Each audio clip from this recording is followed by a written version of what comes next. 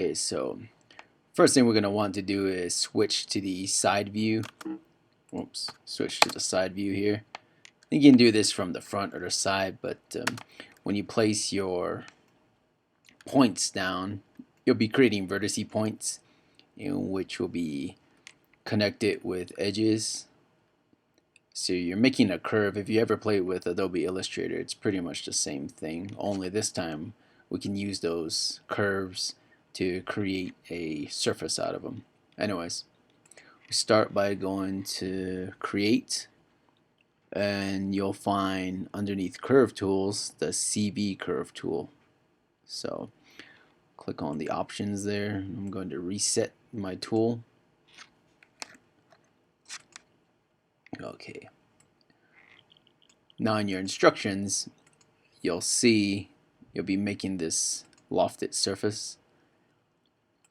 Let's see, I got points to click. I got 1, 2, 3, 4, 5, 6, 7, 8, and I click 9, 10, 11. I click 3 times in a single spot to make a sharp edge, and then I continue to fill in the rest. So that's the curve that I will make. From the side view, I select my CV curve tool. If you haven't already selected it, it's under create curve tool, CV curve tool. And now looking at it from the side view, I'm going to start my point here. So click 1, then I click 2, 3, 4, 5, 6, 7, 8, 9, 10, 11. And what that does, clicking multiple times in a single space will give us a nice sharp edge. So when you're clicking along, when you're clicking your vertice points, you'll notice that the curve will be determined by where you place these points. Don't worry if you don't get it right the first time. You can always, restart or move them later on. But once I get to the ending points here and here according to the guide, I hit return, and then my curve has been made. If we look at it from the perspective view here, you'll see that it's a curve or a path that has been generated. These curves and paths can be used for more than just generating a surface, but in this case that's what we're going to use it for.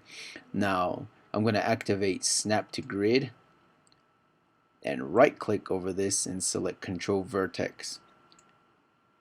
Now it doesn't say to do this, but I like doing this anyway, just force a habit, lining up my vertice points with the guide, so that way everything's in place. And if you want to, I'm going to deselect snap to grid, and if you want to, you can go in here and fine tune and adjust your path by clicking and dragging over these pieces. So you're going to make a cup out of this curve here. So if you need to do any fine tuning or adjusting before you do that, you can do that here, or you can do this afterwards, so long as your construction history is set up. Alright, I'm going to right click, go to object mode. So this is what you should see, or what you should have before we begin the next video.